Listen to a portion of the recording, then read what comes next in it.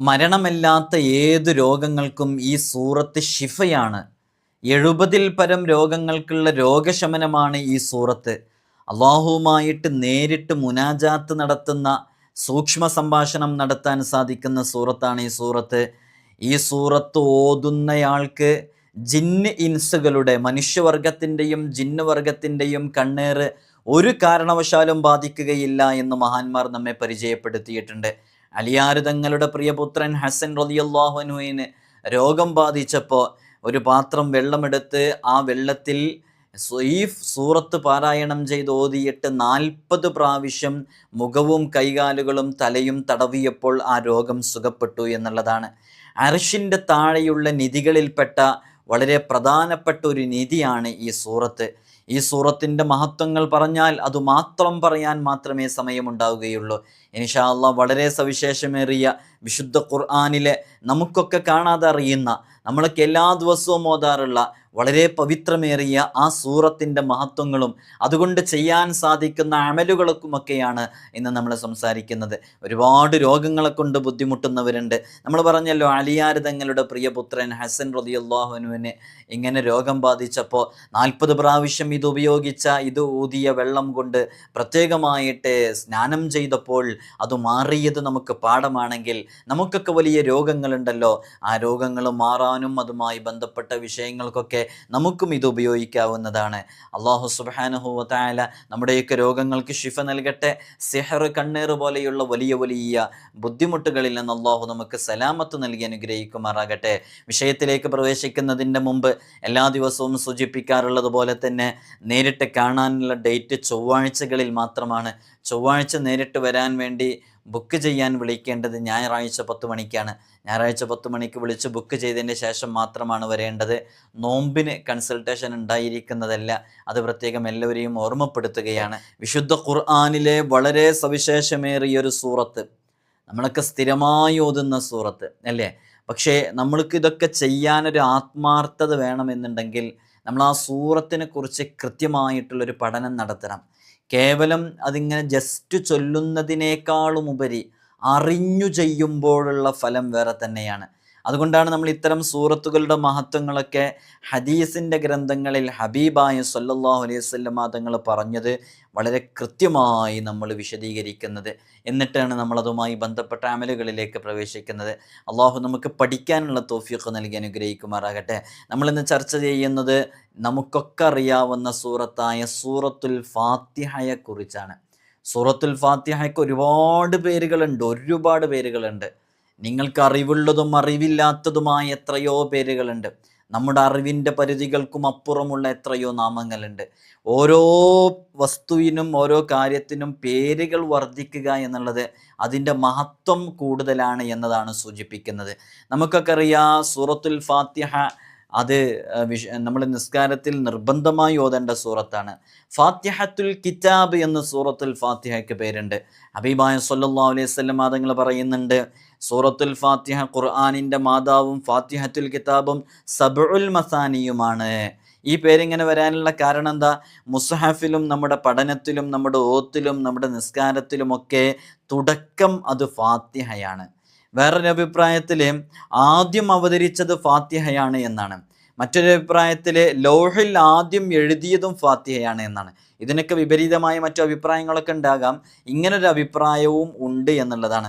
അതുകൊണ്ടാണ് സൂറത്തുൽ ഫാത്തിഹയ്ക്ക് അങ്ങനെയൊരു പേര് വന്നത്, ഫാത്തിഹത്തുൽ കിതാബ് എന്ന് പേര് വന്നത് എന്ന് ഹബീബായ സല്ലല്ലാഹു അലൈഹി വസല്ലം തങ്ങളുടെ വാക്യങ്ങളിൽ നിന്ന് മഹാന്മാർ കൃത്യമായി അതിൽ നിന്ന് പറയുന്നതായിട്ട് നമുക്ക് കാണാൻ പറ്റും.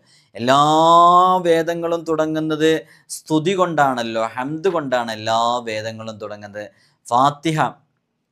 ഫാത്തിഹത്തുൽ കിതാബ് എന്നുള്ള ഈ പേര് വരാനുണ്ടായ കാരണം നമ്മൾ വിശദീകരിച്ചല്ലോ. ഫാത്തിഹത്തുൽ ഖുർആൻ എന്ന് ഇതിന് പേരുണ്ട്. അപ്പോൾ നമുക്കറിയാവുന്ന പേര് ഫാത്തിഹത്തുൽ കിതാബ് ചിലപ്പോൾ എല്ലാവർക്കും അറിയാം. ഫാത്തിഹത്തുൽ ഖുർആൻ എന്നതിന് പേരുണ്ട്. ഫാത്തിഹത്തുൽ ഖുർആൻ എന്ന് പേര് വരാൻ കാരണം ഇഹലോകത്ത് ഉദ്ദേശങ്ങളുടെ കവാടങ്ങളും പരലോകത്ത് സ്വർഗവാതിലുകളും തുറന്നു തരുന്നുണ്ട് എന്നുള്ളതാണ് അതിന് കാരണം. അപ്പോൾ സൂറത്തുൽ ഫാത്തിഹ അങ്ങനെ ഒരു കാരണമാകുന്നു, അത്തരം വിഷയങ്ങളിലെ ആശയങ്ങളിലേക്ക് അതെത്തുന്നു എന്നുള്ളതാണ്. ഫാത്തിഹയ്ക്ക് അങ്ങനെ ഒരു പേര് വരാനുണ്ടായ കാരണം അതാണ്. മാത്രമല്ല ഫാത്തിഹയ്ക്ക് ഇങ്ങനെ പേര് ലഭിക്കാൻ കാരണം വേദപ്പൊരുളുകളുടെ ഖജാനകളെ അത് തുറന്നു തരുന്നത് കൊണ്ടാണ് ഫാത്തിഹത്തുൽ ഖുർആൻ എന്നതിന് പേര് വരാനുണ്ടായ കാരണം എന്ന് മഹാന്മാർ നമ്മെ പഠിപ്പിക്കുന്നുണ്ട്. അള്ളാഹുവുമായിട്ടുള്ള സൂക്ഷ്മ സംഭാഷണങ്ങളുടെ നിക്ഷേപത്തിൻ്റെ താക്കോലാണ് യഥാർത്ഥത്തിൽ സൂറത്തുൽ ഫാത്തിഹ. ഫാത്തിഹ മനസ്സിലാക്കിയാൽ ഖുർആൻ മുഴുവനും മനസ്സിലായി. അതിലെ ആശയങ്ങൾ മനസ്സിലായാൽ അവ കൊണ്ട് നമുക്ക് ഒരുപാട് കാര്യങ്ങൾ നമുക്ക് മനസ്സിലാക്കാൻ സാധിക്കുന്നു എന്നുള്ളതാണ്. അള്ളാഹു സുബ്ഹാനഹു വ തആല പഠിക്കാനുള്ള തൗഫീഖ് നൽകട്ടെ. ഉമ്മുൽ കിതാബ് എന്ന പേരുണ്ട്. ഇപ്പോൾ നമ്മൾ എത്ര പേര് പറഞ്ഞു? ഫാത്തിഹത്തുൽ കിതാബ്, ഫാത്തിഹത്തുൽ ഖുർആന്, ഉമ്മുൽ കിതാബ്. ഇനി ഉമ്മുൽ ഖുർആൻ എന്നും പേരുണ്ട്. എന്താ ഉമ്മുൽ കിതാബ് എന്ന് പറഞ്ഞാൽ? കിതാബുകളുടെ ഉമ്മ, വേദമാതാവ്, കിതാബുകളുടെ ഉമ്മ. ഉമ്മുൽ ഖുർആൻ എന്ന് പറഞ്ഞാൽ ഖുർആനിൻ്റെ മാതാവ് എന്നാണ്. ഹബീബായ സല്ലല്ലാഹു അലൈഹി വസല്ലം തങ്ങൾ പറയുന്നുണ്ട്, നിങ്ങൾ അൽഹംദു ഓതുമ്പോൾ ബിസ്മി ചൊല്ലുവിൻ, അത് ഉമ്മുൽ ഖുർആനും ഉമ്മുൽ കിതാബും സബ്ഉൽ മസാനിയുമാണ്. അപ്പോൾ ഹബീബായ സല്ലല്ലാഹു അലൈഹി വസല്ലം തങ്ങൾ പറഞ്ഞ പേരുകളാണ് യഥാർത്ഥത്തിൽ ഈ പേര്. പിന്നീട് ഈ പേരിനുള്ള കാരണങ്ങൾ മഹത്തുക്കൾ ഹബീബായ തങ്ങളുടെ വാക്യങ്ങളിൽ നിന്നും മറ്റു സന്ദർഭങ്ങളിൽ നിന്നൊക്കെ മനസ്സിലാക്കിയിട്ടുള്ളതാണ്. മുസഹഫിൽ തുടക്കം അതായതുകൊണ്ടാണ്, നിസ്കാരത്തിൽ സൂറത്തിന് മുമ്പ് അത് ഓതുന്നത് കൊണ്ടാണ് എന്നൊക്കെ അതിന് അഭിപ്രായങ്ങൾ പല ഇമാമുകളും പറഞ്ഞിട്ടുണ്ട്. ചുരുക്കി പറഞ്ഞാൽ സൂറത്തിൽ ഫാത്തിഹയ്ക്ക് ഒരുപാട് പേരുകളുണ്ട്. ഓരോ പേരുകളും വ്യത്യസ്തങ്ങളായ അർത്ഥങ്ങളെയാണ് സൂചിപ്പിക്കുന്നത്. നമ്മളിപ്പോൾ 4 പേരുകൾ പറഞ്ഞു. ഖുർആനുൽ അദീം എന്ന് പേരുണ്ട്. ഇതും പലർക്കും അറിയാവുന്ന പേരാണ്. മഹത്തായ ഖുർആൻ എന്നാണ് അർത്ഥം. ഹബീബായ സല്ലല്ലാഹു അലൈഹി വസല്ലം തങ്ങൾ പറയുന്നു, ഉമ്മുൽ ഖുർആനിന് സബ്ഉൽ മസാനി, ആവർത്തിച്ചോതുന്ന 7 സൂക്തങ്ങൾ, 7 ആയത്തുകൾ എന്നും ഖുർആനുൽ അദീം എന്നും പേരുണ്ട്. അങ്ങനെ പേരുണ്ടായത് അത് ഖുർആനിൻ്റെ ആശയ സംഗ്രഹമായതുകൊണ്ടാണ്. നോക്കൂ, വിശുദ്ധ ഖുർആനിലുള്ള എല്ലാം സൂറത്തുൽ ഫാത്തിഹയിലുണ്ട്. ഫാത്തിഹയിലുള്ളതെല്ലാം ബിസ്മിയിലുണ്ട്, ബിസ്മിയിലുള്ളതെല്ലാം ബിസ്മിയുടെ ബായിലുണ്ട്. ഇങ്ങനെയൊക്കെ നമ്മൾ കേട്ടിട്ടുണ്ടല്ലോ. അപ്പോൾ യഥാർത്ഥത്തിൽ ഈ ഫാത്തിഹ എന്ന് പറയുന്ന ഈ സൂറത്ത് വലിയ ആശയങ്ങൾ ഉൾക്കൊള്ളുന്നതാണ്. അതുകൊണ്ടാണ് ഖുർആനുൽ അദീം എന്ന് ഈ സൂറത്തിന് പേര് വരാൻ കാരണം. അദീം എന്ന് പറഞ്ഞാൽ മഹത്തായ ഖുർആൻ.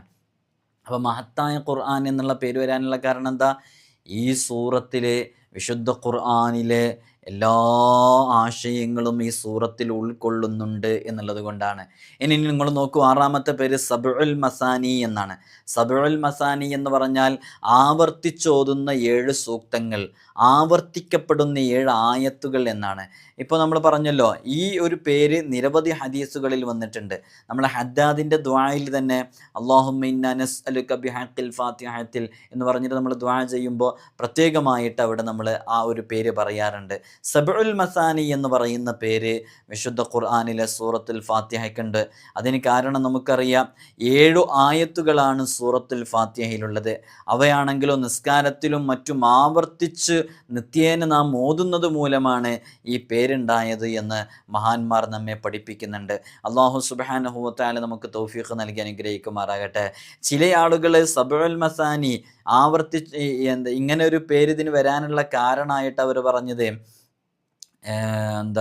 ഇതിൽ 7 അക്ഷരങ്ങൾ ഇല്ല എന്നുള്ളതാണ്. 7 അക്ഷരങ്ങൾ തീരെ ഉപയോഗിച്ചിട്ടില്ല, അതുകൊണ്ടാണ് അങ്ങനെ പേര്. അതൊരു ബാലിശമായ അഭിപ്രായമാണ്. യഥാർത്ഥത്തിൽ ഫാത്തിഹയിലില്ലാത്ത 7 അക്ഷരങ്ങൾ ഏതാണെന്ന് വെച്ചാൽ, സ ഉണ്ടല്ലോ, സാ എന്ന് പറയുന്ന സൂമുൻ എന്നൊക്കെ പറയുന്നതിലെ പുള്ളിയുള്ള, തായിൻ്റെ മുകളിലെ പുള്ളിയുള്ള 3 പുള്ളിയുള്ള സ, അത് ഫാത്തിഹയിലില്ല. 2ാമത്തെ അക്ഷരം ജീമാണ്, അത് ഫാത്തിഹയിലില്ല. 3ാമത്തത് പുള്ളിയുള്ള ഖാഫല്ല, ആ അക്ഷരം, അത് സൂറത്തുൽ ഫാത്തിഹയിലില്ല. അതേപോലെ തന്നെ ഷീന് ഫാത്തിഹയിലില്ല, ലാ ഫാത്തിഹയിലില്ല, ഫാ ഫാത്തിഹയിലില്ല. ഇങ്ങനെ ഈ പറഞ്ഞതിൽ ചില അക്ഷരങ്ങൾ വിട്ടുപോയിട്ടുണ്ട്. ഈ അക്ഷരങ്ങളൊക്കെ കൂടിയിട്ട് ഇത് ഫാത്തിഹയിൽ ഇല്ലാത്ത അക്ഷരങ്ങളാണ് എന്നാണ്. അപ്പോൾ ഈ അക്ഷരങ്ങൾ ഫാത്തിഹയിൽ ഇല്ലെന്ന് ഉറപ്പുവരുത്താനുണ്ട്. അക്ഷരങ്ങൾ ക്ലിയർ ചെയ്തിട്ട് സമയം പോകുന്നുള്ളതുകൊണ്ട് അതിലേക്ക് പ്രവേശിക്കാതിരിക്കണം. അപ്പോൾ ഈ 7 അക്ഷരങ്ങൾ ഫാത്തിഹയിൽ ഇല്ലാത്തത് കൊണ്ടാണ് യഥാർത്ഥത്തിൽ ഫാത്തിഹയ്ക്ക് അങ്ങനെ ഒരു പേര് വന്നത് എന്നാണ് പറയുന്നത്. ശരിക്കും അതെങ്ങനെ ഒരു വസ്തു ഇല്ലാത്തതിൻ്റെ പേരിൽ അതിനങ്ങനെ ഒരു പേര് വരിക അങ്ങനെ ഉണ്ടാവില്ല. എന്തെങ്കിലുമൊക്കെ ഉണ്ടാവുമ്പോഴാണ് അതിനങ്ങനെ പേര് വരിക. ഇപ്പോൾ സബീഉൽ മസാനി എന്ന് പറഞ്ഞാൽ ആ ഒരു 7 തരം അദബുകൾ ഓരോ ആയത്തിലും ഓരോ അദബുകളുണ്ട്. അതുകൊണ്ടാണ് അതിൽ സബീഉൽ മസാനി എന്ന പേര് വന്നതൊക്കെ കാണാം. നമ്മൾ പറയുന്നത് ഫാത്തിഹയുടെ മഹത്വങ്ങളാണ്. ഫാത്തിഹയുടെ മഹത്വങ്ങൾ നമുക്ക് മനസ്സിലാക്കണമെങ്കിൽ യഥാർത്ഥത്തിൽ ആ ഫാത്തിഹകളുടെ ഓരോ പേരുകളും നമ്മൾ മനസ്സിലാക്കണം. മടക്കി മടക്കി ഓതുന്നത് എന്ന അർത്ഥമുള്ളത് കൊണ്ടാണ് ഇതിന് സബഉൽ മസാനി എന്ന പേര് വന്നത് എന്നും തഫ്സീറിൻ്റെ ഗ്രന്ഥങ്ങളിൽ നിന്ന് നമുക്ക് മനസ്സിലാക്കാൻ സാധിക്കുന്നതാണ്. അപ്പോൾ അതേപോലെ തന്നെ ഫാത്തിഹയുടെ മറ്റൊരു പേരാണ് വാക്കിയ എന്ന് പറയുന്ന പേര്. സംരക്ഷകൻ എന്നുള്ള അർത്ഥത്തിന് വരുന്ന വാക്കിയ എന്ന് പറയുന്ന പേര്. ഈ പേരിന് കാരണം ഫാത്തിഹ ഓതുന്നവരെ അള്ളാഹു സുബ്ഹാനഹു വ തആല ആഫത്തുകളിൽ നിന്നും രോഗങ്ങളിൽ നിന്നും കാത്തു രക്ഷിക്കുന്നു. ഹബീബായ സല്ലല്ലാഹു അലൈഹി വസല്ലം തങ്ങൾ പറഞ്ഞൊരു ഹദീസാണ് ഇതിന് കാരണം. മുത്തുനബി സല്ലല്ലാഹു അലൈഹി വസല്ലം തങ്ങൾ പറയുന്നുണ്ട്, ഫാത്തിഹയും ആയത്തുൽ കുർസിയും ഒരാൾ തൻ്റെ വീട്ടിൽ വെച്ച് ഓതിയാൽ ആ ദിവസം അയാൾക്ക് ജിന്നിൻ്റെയോ ഇൻസിൻ്റെയോ കണ്ണേറു ബാധിക്കുകയില്ല എന്ന് അഷ്റഫുൽ ഖൽഖ് മുഹമ്മദ് റസൂലുള്ളാഹി സ്വല്ലല്ലാഹു അലൈഹി വസല്ലം തങ്ങൾ പറയുന്നുണ്ട്. ഇബ്നു അബ്ബാസ് റളിയല്ലാഹു അൻഹു പറയുന്നു, മഹാനരായ അലി ഇബ്നു അബീ ത്വാലിബ് റളിയല്ലാഹു അൻഹു മഹാനവറുകളുടെ പുത്രൻ ഹസൻ റളിയല്ലാഹു അൻഹു രോഗം ബാധിച്ചു. അങ്ങനെ രോഗം ബാധിച്ചപ്പോൾ ഹബീബായ സ്വല്ലല്ലാഹു അലൈഹി വസല്ലം തങ്ങൾക്ക് വിഷമമുണ്ടായി. അവിടുത്തെ മരുമകനാണല്ലോ. പേരക്കുട്ടിക്ക് രോഗം വന്നപ്പോൾ വലിയ വിഷമമായി. അപ്പോൾ വഹ്യുണ്ടായി, ഫാ എന്ന അക്ഷരമില്ലാത്ത സൂറത്ത് ഒരു പാത്രം ജലത്തിൽ ഓതുക, 40 പ്രാവശ്യം അതുകൊണ്ട് കുട്ടിയുടെ മുഖവും കൈകാലുകളും തലയും ശരീരമാകെയും കഴുകുക, ദുരിതങ്ങളും വേദനകളും ശമിക്കും. ഇത് നബി സല്ലല്ലാഹു അലൈഹി വസല്ലം തങ്ങൾക്ക് വഹ്യ് മുഖേന ലഭിച്ച ഒരു പരിഹാരമാണ്. നമുക്കും ചെയ്യാം. എന്തെങ്കിലും രോഗങ്ങൾ ഉണ്ടാകുമ്പോൾ, അല്ലെ നമ്മുടെ പേരമക്കൾക്ക് രോഗങ്ങൾ ഉണ്ടാകുമ്പോൾ നല്ലൊരു പരിഹാരമാണ് ഇതല്ലേ. 40 പ്രാവശ്യം അതുകൊണ്ട് എന്ത് ചെയ്യുക, മുഖം, കൈകാലുകൾ, തല, ശരീരം മുഴുവനും ഒന്ന് കഴുകുക. അപ്പോൾ ചിലപ്പോൾ എന്തെങ്കിലും കണ്ണേറ് മുഖേനയോ അല്ലെങ്കിൽ എന്തെങ്കിലും വേറെ എന്തെങ്കിലും കാരണങ്ങളായിട്ടൊക്കെ ഉണ്ടായതാണെന്നുണ്ടെങ്കിൽ എന്തു തന്നെയായാലും ഹബീബായ സല്ലല്ലാഹു അലൈഹി വസല്ലം തങ്ങൾ അവിടുത്തെ പ്രിയപ്പെട്ട പേരക്കുട്ടിക്ക് അങ്ങനെ ഒരു രോഗമുണ്ടായപ്പോൾ ആ രോഗം ഷിഫയാകാൻ വേണ്ടി പറഞ്ഞു കൊടുത്ത വളരെ പ്രധാനപ്പെട്ട ഒരു അമലായതുകൊണ്ട് നമുക്കത് മുറുകെ പിടിച്ച് ചെയ്യാവുന്നതാണ്. അള്ളാഹു നമുക്ക് തൗഫീഖ് നൽകി അനുഗ്രഹിക്കുമാറാകട്ടെ. നമ്മുടെ ശരീരത്തിലൊക്കെ എത്ര രോഗങ്ങൾ എവിടെയെല്ലാം ഉണ്ട്. ആ രോഗങ്ങളൊക്കെ മാറാൻ ഈ ഒരു അമലൊരു കാരണമായി അള്ളാഹു നമ്മിൽ നിന്ന് സ്വീകരിക്കട്ടെ. ഇത് നിങ്ങൾ എവിടെയെങ്കിലും എഴുതി വെച്ചോ, വളരെ ആത്മാർത്ഥമായി ചെയ്യുക. അള്ളാഹു നമുക്ക് തൗഫീഖ് നൽകി അനുഗ്രഹിക്കുമാറാകട്ടെ. കൻസ് എന്നുള്ളൊരു പേരുണ്ട്. കൻസുല്ലഹുമ വകാന അബൂഹുമ സ്വാലിഹ എന്ന് സൂറത്തുൽ കഹ്ഫിൽ കേട്ടില്ലേ? എന്താ കൻസ് എന്ന് പേര് വരാൻ കാരണം? ഈ പേരിങ്ങനെ വരാൻ കാരണം കശാഫിൽ പറഞ്ഞത് തന്നെയാണ്. ഹബീബായ സല്ലല്ലാഹു അലൈഹി വസല്ലം തങ്ങൾ പറയുന്നു, അള്ളാഹു സുബ്ഹാനഹു വ തആല ഫാത്തിഹ ഒരു നിധിയാണ്, എൻ്റെ അർശിൻ്റെ ചുവട്ടിലുള്ള നിധികളിൽ ഒന്നാണതെന്ന് അള്ളാഹു സുബ്ഹാനഹു വ തആല പറയുന്നുണ്ട്. അതുകൊണ്ടാണ് സൂറത്തുൽ ഫാത്തിഹയ്ക്ക് കൻസ് എന്നുള്ള പേര് വരാനുണ്ടായ കാരണം. കൻസ് എന്നുള്ളത് ഖുർആനിൽ പ്രയോഗിച്ചൊരു പ്രയോഗമാണ്. സൂറത്തുൽ കഹ്ഫിൽ നമുക്കത് കാണാം. നിധി എന്നാണ് അതിനർത്ഥം. അലിയാർ തങ്ങൾ പറയുന്നുണ്ട്, അർശിന് താഴെയുള്ള നിധിയിൽ നിന്നാണ് ഫാത്തിഹ അവതരിച്ചത്. അതായത് അള്ളാഹുവിൻ്റെ സിഫത്തുകൾ, ഇസ്മുകൾ, പ്രവർത്തികൾ, പരലോകം, സിറാത്ത്, പ്രതിഫലം തുടങ്ങിയവയൊക്കെ ഉൾക്കൊള്ളുന്ന ബ്രഹ്മജ്ഞാന രഹസ്യനിധികളിൽ നിന്നാണ് ഫാത്തിഹ അവതരിച്ചത് എന്നുള്ളതാണ്. അലിയാർ തങ്ങൾ പറയുന്നുണ്ട്, ഞാൻ വിചാരിച്ചാൽ ഫാത്തിഹയ്ക്ക് 70 ഒട്ടകച്ചുമടുകളോളം വ്യാഖ്യാനം എഴുതാൻ സാധിക്കും. ഇത് നിങ്ങൾ പലപ്പോഴും കേട്ടിട്ടുണ്ടാവും. അലിയാർ തങ്ങൾ പറയുകയാണ്, ഞാൻ വിചാരിച്ചു കഴിഞ്ഞാൽ 70 ഒട്ടകത്തിന് ചുമക്കാനുള്ള അത്രയും ഫാത്തിഹയുടെ വിശദീകരണം, വ്യാഖ്യാനം എനിക്ക് എഴുതാൻ സാധിക്കുമെന്ന്. ഫാത്തിഹയുടെ മഹത്വം പറഞ്ഞാൽ തീരുകയില്ല. ഫാത്തിഹ നന്നായിട്ട് ഓതാൻ പഠിക്കൽ നമ്മുടെ മേൽ നിർബന്ധമായ ബാധ്യതയാണ്. അതറിയൂലേ? ഒരാൾ ഫാത്തിഹ ഓതിയിട്ടില്ലെങ്കിൽ അവൻക്ക് നിസ്കാരമില്ല എന്ന് അഷ്റഫുൽ ഖൽഖ് മുഹമ്മദ് റസൂലുള്ളാഹി സ്വല്ലല്ലാഹു അലൈഹി വസല്ലം തങ്ങൾ. എനിക്ക് ഫാത്തിഹ ഓതാൻ അറിയാമെന്ന് പറഞ്ഞിരുന്നിട്ട് കാര്യമില്ല. നമ്മൾ ഓതുന്ന ഫാത്തിഹ ആയിരിക്കില്ല യഥാർത്ഥ ഫാത്തിഹ. ഫാത്തിഹയുടെ ഓരോ അക്ഷരങ്ങളും അതിൻ്റെ മഖ്റജിൽ നിന്ന് കൃത്യമായി പുറപ്പെടുവിച്ച് അക്ഷരങ്ങൾ കൃത്യമായ രൂപത്തിൽ തന്നെ ഉച്ചരിച്ച് ഓതുമ്പോഴാണ് ഫാത്തിഹ ഓതി എന്ന് പറയുള്ളൂ. അങ്ങനെ ഫാത്തിഹ ഓതി നിസ്കരിച്ചാലാണ് നിസ്കാരം ശരിയാവുക. ഈ അടുത്തൊരു പ്രായമുള്ള ഒരു ഉസ്താദ്, നല്ല ഖിറാഅത്ത് അറിയുന്ന, നല്ല ഓതാനറിയുന്ന ഒരു ഉസ്താദ്, ആർക്കും ആ ഉസ്താദിൻ്റെ ഓത്ത് കേട്ടിട്ടുണ്ടെന്നുണ്ടെങ്കിൽ ഒരു തെറ്റുണ്ട് എന്ന് തോന്നൂല. മാത്രമല്ല ആ ഉസ്താദിൻ്റെ പ്രധാന ഡ്യൂട്ടി എന്ന് പറയുന്നത് തന്നെ പണ്ഡിതന്മാർക്ക് ഖുർആൻ ഓതിക്കൊടുക്കുന്നതാണ് ഡ്യൂട്ടി. അഥവാ പണ്ഡിതന്മാർക്ക് ഹിസ്ബ് എന്ന് പറയും, ഖുർആന് തജ്വീദ് അനുസരിച്ച് ഓതാൻ വേണ്ടി പഠിപ്പിക്കുന്ന, ആ രൂപത്തിൽ പഠിപ്പിക്കുന്ന ഒരു അധ്യാപകനായ നല്ല പ്രായമുള്ളൊരു ഉസ്താദ് ഈ അടുത്ത് പറയുന്നതായിട്ട് കേട്ടു. ഞാൻ ഈ അടുത്തും എൻ്റെ ഷെയ്ഖിന് പോയിട്ട് എൻ്റെ ഫാത്തിഹ 1 തവണ 2 തവണ 3 തവണയൊക്കെ ഓതിക്കൊടുത്ത് എൻ്റെ ഫാത്തിഹയിൽ വല്ല തെറ്റുമുണ്ടോ എന്ന് ഞാൻ ഇടയ്ക്കിടയ്ക്ക് പോയിട്ട് തിരുത്താറുണ്ട് എന്ന് ആ ഉസ്താദ് പറഞ്ഞപ്പോഴാണ് നമ്മളൊക്കെ നമ്മുടെ ഫാത്തിഹയുടെ ഒരു അവസ്ഥ എവിടെയാണെന്ന് ആലോചിച്ചത്. ചിലർ ഫാത്തിഹ അങ്ങ് ഓതി അങ്ങ് തീർക്കും. നിസ്കാരത്തിൽ അത്തരം ഫാത്തിഹകളെ കൊണ്ട് നമുക്ക് നിസ്കാരം സ്വഹീഹാകൂല. നിസ്കാരത്തിൽ ശരിയായിട്ട് തന്നെ ഫാത്തിഹ ഓതണം. നിസ്കാരത്തിൻ്റെ ഫർദുകൾ വിശദീകരിക്കുന്ന ഫിഖ്ഹിൻ്റെ കിതാബുകളിലൊക്കെ ഫാത്തിഹ ഓതുക എന്ന് പറയുന്ന ഭാഗത്ത് കൃത്യമായിട്ട് ഓരോ അക്ഷരവും ഇന്ന അക്ഷരമായിട്ട് മാറിയാൽ അത് ഇന്ന സ്ഥലത്തു നിന്നല്ലാതെ പുറപ്പെട്ട് കഴിഞ്ഞാൽ ആ ഫാത്തിഹ ശരിയാകൂല എന്നൊക്കെ പറഞ്ഞ് ഇന്ന് ഇമാമുകൾ കൃത്യമായി വിശദീകരിച്ചിട്ടുണ്ട്. ഫാത്തിഹ നന്നായിട്ട് പഠിക്കണം. നമ്മളിപ്പോൾ ഫാത്തിഹൻ്റെ പാരായണ ശാസ്ത്രമല്ലല്ലോ പറയുന്നത്, നമ്മൾ അതുകൊണ്ട് നേടിയെടുക്കാൻ പറ്റുന്ന ഗുണങ്ങളെക്കുറിച്ചാണ് നമ്മൾ പറയുന്നത്.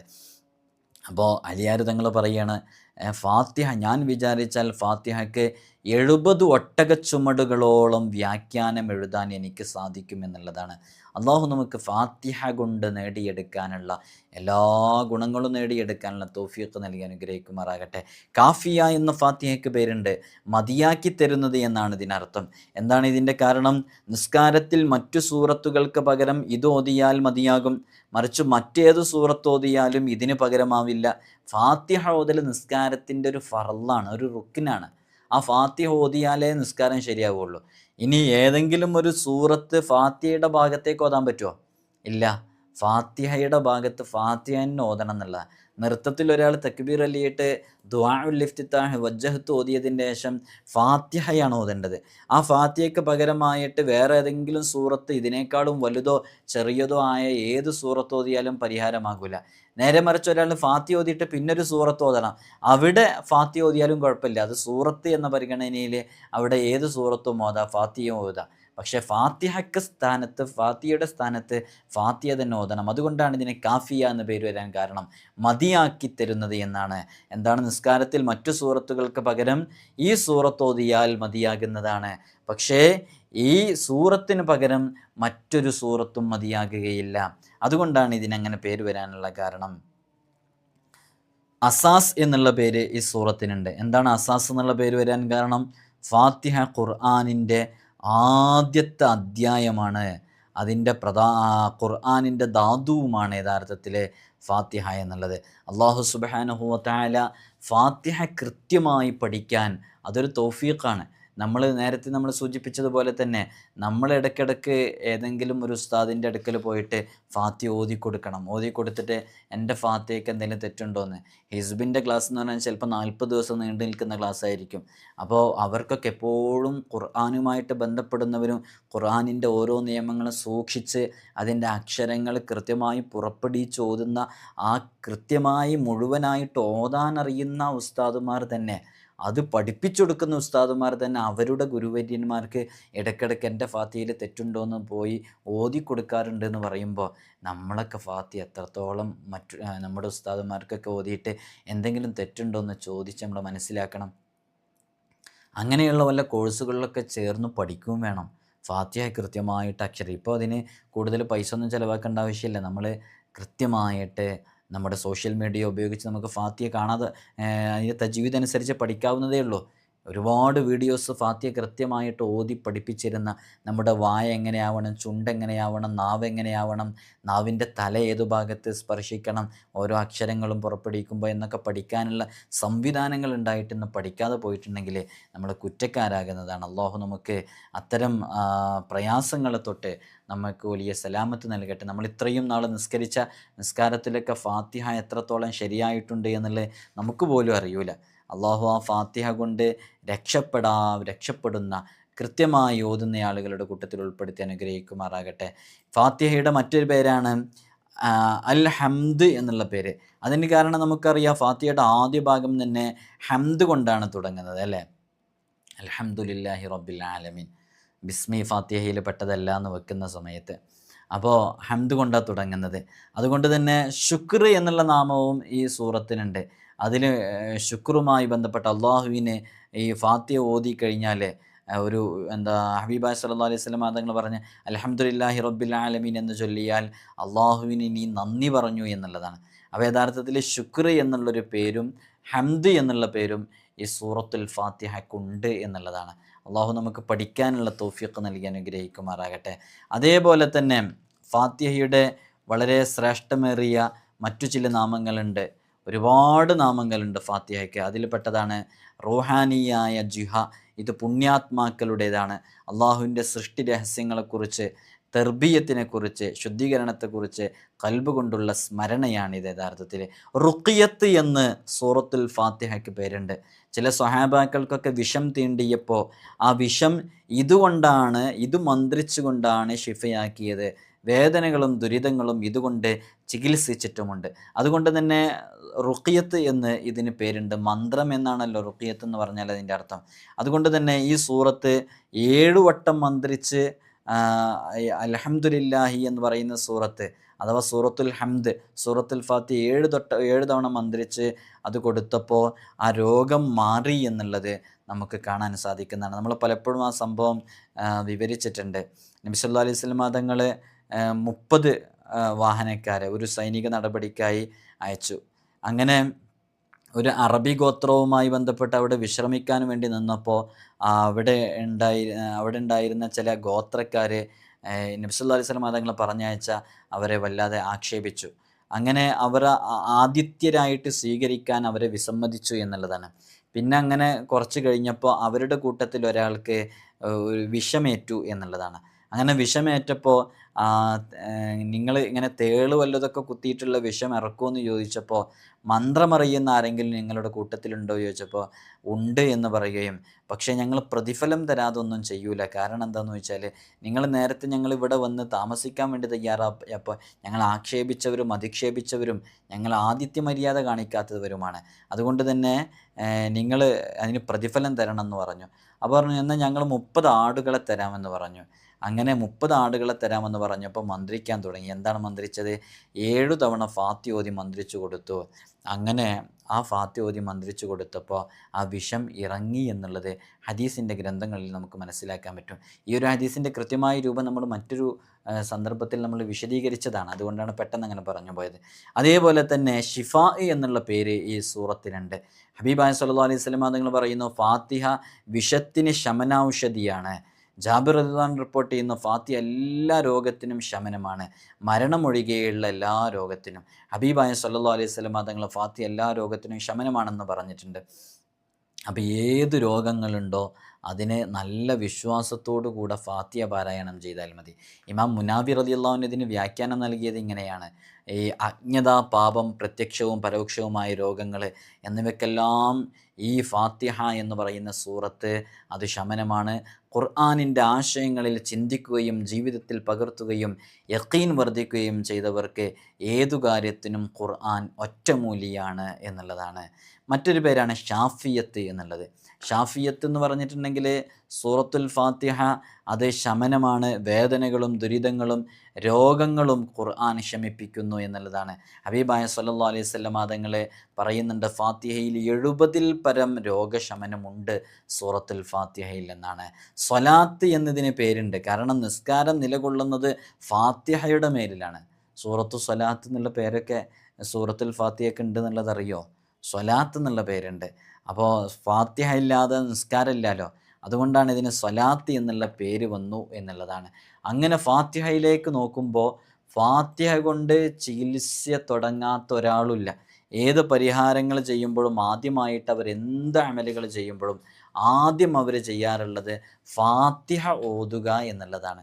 ഫാത്തിഹ ഓതിയിട്ട് മന്ത്രിച്ചാണ് ബാക്കി എല്ലാം ഓതാറുള്ളത്. അള്ളാഹു നമുക്കും തൗഫീഖ് നൽകി അനുഗ്രഹിക്കുമാറാകട്ടെ. ദുആ എന്ന പേരുണ്ട്. ദുആ എന്ന പേര്, ത്വലബ് എന്നുള്ള പേരൊക്കെ ഇതിനുണ്ട്. കാരണം ഫാത്തിഹയിലൊരു ദുആ ഉണ്ട്, ഞങ്ങളെ നേർവഴിയിൽ ചേർക്കണമേ എന്ന് പറഞ്ഞ ദുആ എന്നും നമ്മൾ നിസ്കാരം ഇഹ്ദിന സിറാത്തുൽ മുസ്തഖീം എന്ന് പറഞ്ഞിട്ട് നമ്മൾ പ്രത്യേകമായിട്ട് ദുആ ചെയ്യാറുള്ള തഅലീമുൽ മസ്അല എന്ന് പേരുണ്ട്. മസ്അല പഠനം. എന്താ മസ്അല പഠനം? അതിൽ യഥാർത്ഥത്തിൽ അള്ളാഹുവിനോട് എങ്ങനെ യാചിക്കണം, അള്ളാഹുവിനോട് എങ്ങനെ ചോദിക്കണമെന്ന് ഫാത്തിഹ കൃത്യമായിട്ട് നമ്മെ പഠിപ്പിക്കുന്നുണ്ട്. തഫ്വീൽ എന്ന് പേരുണ്ട്. തഫ്വീൽ എന്ന് പറഞ്ഞിട്ടുണ്ടെങ്കിൽ അർപ്പണം എന്നാണ്. ഇയ്യാക നഅ്ബുദു വ ഇയ്യാക നസ്തഈൻ, നിന്നോട് ഞങ്ങൾ സഹായം തേടുന്നു, നിന്നോട് നിനക്ക് ഞങ്ങൾ ഇബാദത്ത് ചെയ്യുന്നു എന്ന് പറയുന്നുണ്ടല്ലോ, അത് യഥാർത്ഥത്തിൽ അള്ളാഹുവിലേക്കുള്ള അർപ്പണമാണ്. മുകാഫത്ത് എന്നതിന് പേരുണ്ട്. അതേപോലെ തന്നെ സൂറത്തുൽ ഖുർആൻ, അഖീറു സൂറത്തിൻ മിനൽ ഖുർആൻ, അഅ്ളമു സൂറത്ത് എന്നൊക്കെ ഇതിന് പേരുണ്ട്. ഒരുപാട് പേരുകൾ സൂറത്തുൽ ഫാത്തിഹയ്ക്ക് വന്നതായിട്ട് കാണാം. ഈ പേരുകളൊക്കെ സൂചിപ്പിക്കുന്നത് ഇത്രയും മഹത്വമുള്ള സൂറത്താണ് എന്നാണ്. ഇത് കേട്ട നിങ്ങളോട്, കേൾക്കുന്നവരോട് ഓർമ്മപ്പെടുത്താനുള്ളത്, ഫാത്തിഹ ഇല്ലാതെ നിസ്കാരമില്ല എന്ന് മുത്തുനബി സല്ലല്ലാഹു അലൈഹി വസല്ലം തങ്ങൾ പറഞ്ഞിട്ടുണ്ടെങ്കിൽ ആ ഫാത്തിഹയുടെ മഹത്വത്തിലാണ്. അതുകൊണ്ട് തന്നെ ഫാത്തിഹ നന്നായിട്ട് തജ്വീദനുസരിച്ച് ഓതാൻ വേണ്ടി പറയാം. മനസ്സിലായില്ലേ? ഫാത്തിഹ നന്നായിട്ട് തജ്വീദനുസരിച്ച് ഓതാൻ വേണ്ടി പഠിക്കുക. നമ്മളൊന്ന് ഉച്ചരിക്കുന്നത് പോലെയല്ല യഥാർത്ഥത്തിൽ ഫാത്തിഹയുടെ ഉച്ചാരണം ഉള്ളത്. അത് കൃത്യമായി പഠിക്കുക തന്നെ വേണം. എനിക്കത് പഠിക്കാനുള്ള അവസരം ഉണ്ടായിട്ടില്ല എന്ന് പറഞ്ഞ് നാളെ റബ്ബിൻ്റെ അടുക്കൽ നിന്ന് രക്ഷപ്പെടാനുള്ളൊരവസരം നമ്മെപ്പോലെയുള്ളവർക്കില്ല. കാരണം പഠിക്കാനുള്ള സാഹചര്യം എല്ലായിടങ്ങളിലും ഉണ്ടായതുകൊണ്ട്. രക്ഷപ്പെടാൻ പറ്റണമെങ്കിൽ നിങ്ങൾ മനുഷ്യവാസമില്ലാത്ത ഏതെങ്കിലും മലമുകളിൽ താമസിക്കുന്നവരായിരിക്കണം. അങ്ങനെയൊന്നുമല്ലല്ലോ. അള്ളാഹു നമ്മൾ ഇത്രയും നാൾ നിസ്കരിച്ച നിസ്കാരങ്ങളൊക്കെ നമ്മിൽ നിന്ന് കബൂലാക്കട്ടെ ഇൻഷാ അള്ളാഹ്.